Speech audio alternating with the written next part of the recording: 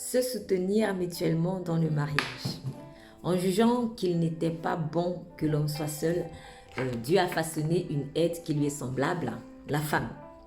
Et l'idée, comme nous l'avons déjà évoqué dans les avantages pratiques du mariage, je vous invite à aller lire cet article.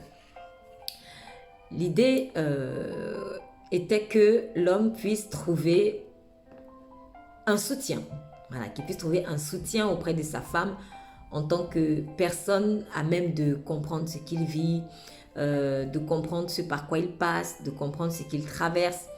Et l'expression aide semblable dans Genèse 2, verset 18, se réfère au mot hébreu Ezer, qui signifie secours ou quelqu'un qui aide. On revoit Ezer dans certains passages de la Bible où le Dieu du secours est invoqué dans la détresse. Exemple, le prophète Samuel avait érigé une pierre commémorative de la victoire que Dieu avait donnée à Israël dans une guerre contre les Philistins, alors que le peuple était en position de faiblesse. Donc ça, c'est 1 Samuel 7, verset 12. Et cette pierre, en fait, il avait appelé ici Eben Ezer. On a Moïse qui a nommé son second fils Eliezer, qui signifie « Mon Dieu me secourt ». Eliezer. Parce que, dit-il, le Dieu de mon père m'a secouru et il m'a délivré de l'épée de Pharaon. Exode 18, verset 4. Dans bon nombre de ces cantiques, le roi David utilise aussi le mot Ezer pour louer ou invoquer le Dieu du secours. Psaume 121, verset 1 à 2. Je regarde vers les montagnes, y a-t-il quelqu'un qui pourra me secourir? Pour moi, le secours vient du Seigneur qui a fait le ciel et la terre. Psaume 146, verset 5. Heureux l'homme qui a pour secours le Dieu de Jacob et met son espoir dans le Seigneur, son Dieu. Donc, en revanche, lorsque le secours de Dieu fait défaut, c'est la ruine. C'est la ruine. Les hommes de Juda en ont payé les frais lorsqu'au lieu de chercher le secours auprès de Dieu, ils se sont tournés plutôt vers Pharaon. Ésaïe 30, verset 5. Tous seront confus au sujet d'un peuple qui ne leur sera point utile, ni pour les secourir, Ezer, ni pour les aider, mais qui fera leur honte et leur opprobre.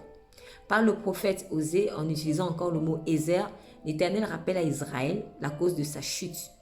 Et il précise que c'est parce qu'Israël avait renié, lui seul qui pourtant pouvait apporter du secours. Osée 13, verset 9. Ce qui cause ta ruine, Israël, c'est que tu as été contre moi, contre celui qui pouvait te secourir. Donc, on comprend donc au travers de ces passages la pensée de Dieu lorsqu'il institua l'aide semblable dans le mariage. L'aide semblable n'existe que parce que nous sommes en réalité en position de faiblesse, puisque nous voyons que le contexte dans lequel le mot Ezer est évoqué dans le passage ci-dessus, et bien dans d'autres que vous pourrez vous-même étudier dans la Bible, est un contexte de détresse, de solitude, d'abandon ou de ruine. Adam se sentait seul, sans Ève. Et dans la solitude, à un moment donné, la détresse s'invite. Et ce n'est pas la volonté de Dieu, ni pour vous, ni pour votre conjoint.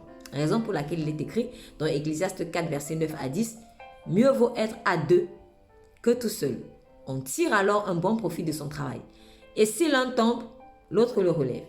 Mais malheur à celui qui est seul et qui vient à tomber sans avoir personne pour l'aider à se relever. » Le Père Céleste a voulu que la femme soit un Ezer pour son mari, c'est-à-dire un secours, un soutien. Et l'inverse est tant valable que logique. Le mari doit de même être pour sa femme un Ezer. Éphésiens 5, versets 28 à 31. C'est ainsi que les maris doivent aimer leur femme comme leur propre corps. Celui qui aime sa femme s'aime lui-même. En effet, jamais personne n'a détesté son propre corps. Au contraire, il le nourrit et en prend soin.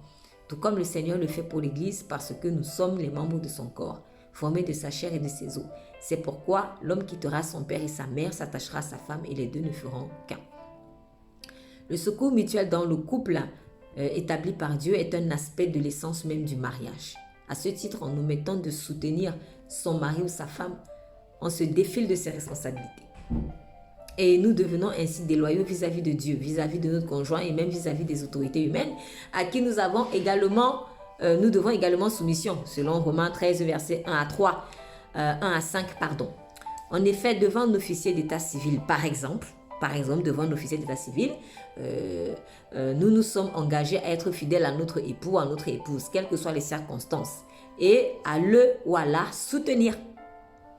Donc, quand vous faites un mariage civil, vous dites devant l'officier d'état civil que vous engagez à soutenir votre femme ou votre mari. Et dans bon nombre de législations, le secours mutuel dans le mariage est une obligation.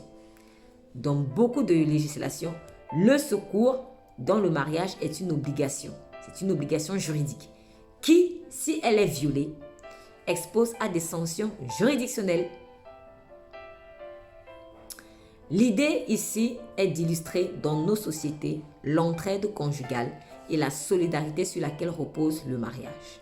Si des législateurs humains, malgré leur défaillance, eux-mêmes reconnaissent et imposent une telle valeur comme le devoir de secours dans le mariage, à plus forte raison, devons-nous nous soumettre aux législateurs célestes, dont la loi qui n'a fait que être transposée sur ce point dans nos lois humaines, dont la loi est parfaite.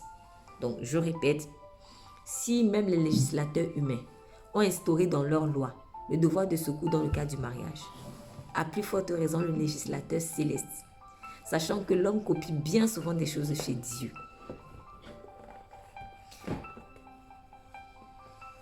La loi de Dieu, elle est parfaite. Soutenir son mari, soutenir sa femme, c'est un devoir devant Dieu et devant les hommes, du coup. Il nous revient donc de respecter cet engagement. Nous refléterons vis-à-vis de celui ou de celle que nous avons choisi d'aimer la fidélité de Jésus-Christ, surtout dans les moments de détresse. Il est écrit en effet, Proverbe 17, verset 17, « L'ami intime aime en tout temps et il naîtra comme un frère dans la détresse. » Marie, soyez pour votre femme un intime ami fidèle et un frère dans sa détresse. Elle a besoin de vous. Femme, soyez pour votre mari un intime ami, une intime amie en tout temps et une sœur dans la détresse. Il a besoin de vous. Nous prions. Père, je prie au nom de Jésus-Christ, afin que tu me remplisses constamment de ton Esprit Saint, par qui seul je resterai fidèle à mon mari ou à ma femme. Apprends-moi à l'aimer en toutes circonstances, à être une personne sur qui il ou elle pourra compter. Aide-moi à réaliser combien il a vraiment besoin de moi ou elle a vraiment besoin de moi et montre-moi de quelle manière pratique je peux lui apporter mon secours. Amen. Vous êtes bénis.